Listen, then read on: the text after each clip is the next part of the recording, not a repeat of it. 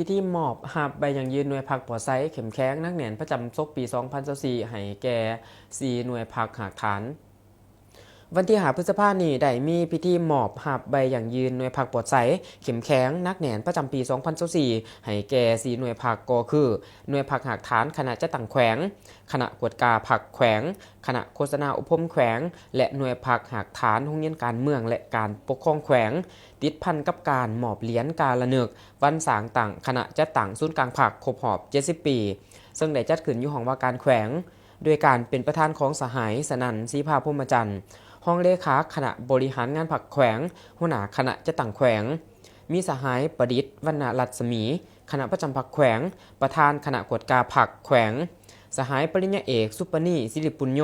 คณะประจำผักแขวงหัวหน้าคณะโฆษณาอบรมแขวงมีคณะกรรมการกวดกาประเมินผลหน่วยผักปลอดไซ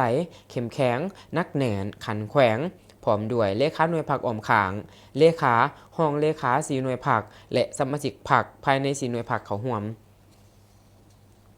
ในพิธีสหายสาธิตปัสสาพันธ์หักษาการเลขาหน่วยผักคณะจัดตั้งแขวงได้ต่างหน้าให้4หน่วยผักผ่านบทสรุปการก่อสร้างหน่วยผักปลอดไซเข็มแข็งนักแหนนประจำปี2024โดยยกให้เห็นสภาพร่วมของแต่ละหน่วยผักหากฐานที่ต่างจุดพิเศษคุณลักษณะของคณะหน่วยผักยกให้เห็นการนำผ้าสีนำเวียกงานด้านการเมืองแนวคิดการจัดตั้งแบบแผนวิธีการนำผ้าซึ่งมีทั้งผลงานด่านดีด่านอ่อนขอคงข่างและบางบทเรียนที่ถอดถอนได้เพื่อปรับปรุงแก้ไขให้ดีขึ้นพร้อมนี้ยังได้ผ่านทิศทางแผนการประจำปี2024เติมอีกสหายปริญญาเอกศรีสุขพงษ์พิจิตรห้องประธานกวดกาคณะผักแขวงคณะกรรมการกวดกาประเมินผลหน่วยผักปลอดไซเข็มแข็งนักแหนนขันแขวงก็ได้ผ่านมาติตกลงของคณะประจำผักแขวงว่าด้วยการอนุมัติมอบใบอย่างยืนหน่วยผักปลอดไซเข็มแข็งนักแหนนประจำปี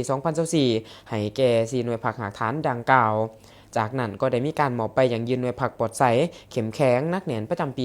2024ให้แก่4หน่วยผักซึ่งให้เกียรติมอบโดยสหายสนั่นศรีภาพรหมจันทร์ห้องเลขาคณะบริหารงานผักแขวงหัวหน้าคณะจัดตั้งแขวงและหับโดยเลขาหน่วยผัก4หน่วยในพิธียังได้มอบเหรียญการละนึกวันสางต่างคณะจัดตั้งศูนย์กลางผักครบรอบ70 ปีให้แก่พนักงานและตกรคณะจัดตั้งแขวงพร้อมนี้ยังได้ผ่านคำแนะนำของคณะจัดตั้งศูนย์กลางผักฉบับเลขที่28ทับข้อจสพลงวันที่14 กุมภาพันธ์ปี2025เกี่ยวกับการก่อสร้างหน่วยผักปลอดไซเข็มแข็งนักแหนนประจำปี2025ตื่มอีก